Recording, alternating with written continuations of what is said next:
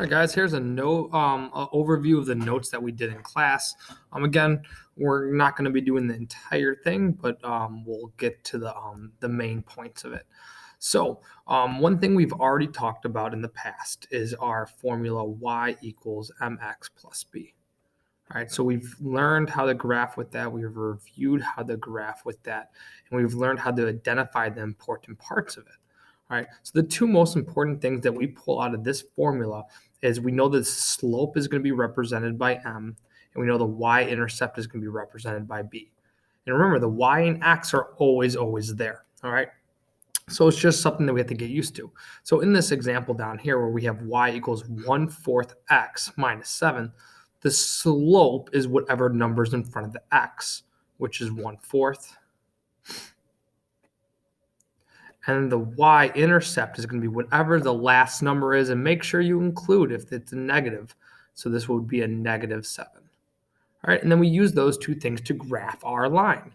So we have actually a new formula in which we are going to talk about, or which we did talk about in class. Our formula is actually going to be a little similar. We're going to have y minus y1 equals m and x minus x1, just like that. So with that,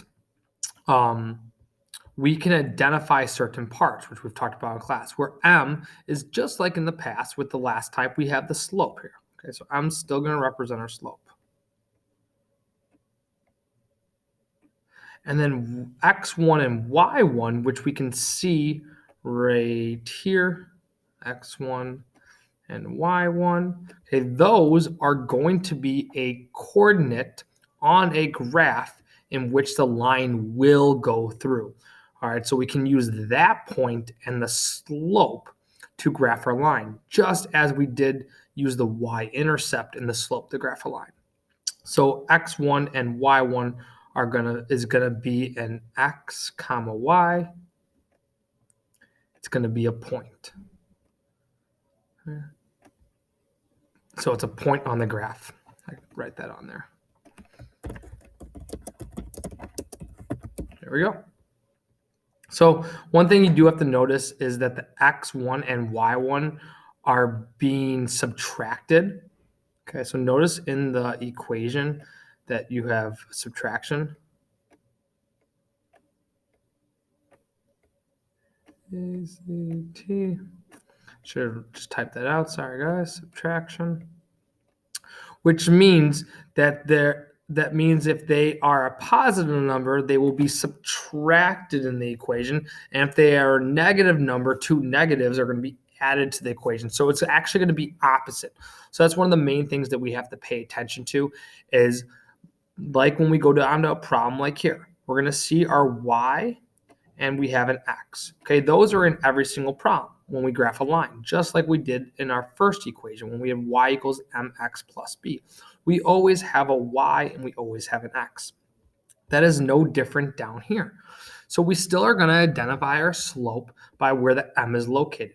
And the m is going to be located right in front of the parentheses right here. So our slope right here is going to be 3.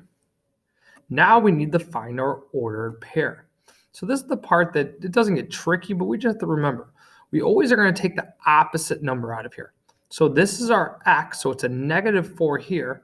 So it's going to become a +4. And right here we have a -2, so it's going to become a +2. So we always take the opposite. So there's number 1. Number 2. All right, so again, we see we have a negative slope of 1/2. We write out whatever number is in front of these parentheses, which is in front of our x, is where our slope is located. The next thing we want to identify is our ordered pair. Now remember, with our ordered pair, we have to take the opposite. So this -1 is going to become a +1, and this +3 is going to become a -3. So we don't only just take the opposite of positive, we have to take the opposites of both. So the opposite of a negative becomes a positive, The opposite of a positive becomes a negative. And last but not least, we have our slope, which is 6/7, which we get right from here. And then our ordered pair is going to be a -2, the opposite of the +2 that we see right here. And our y is going to be the opposite of this, which is a +5. So that's all we're doing, guys. We're identifying the pieces from point slope formula, just like we did last chapter when we identified the parts of slope intercept form. All right, so we'll talk about this in more concept in class, but you guys will be finishing the rest of them on your own. If you have any questions, as always, let us know.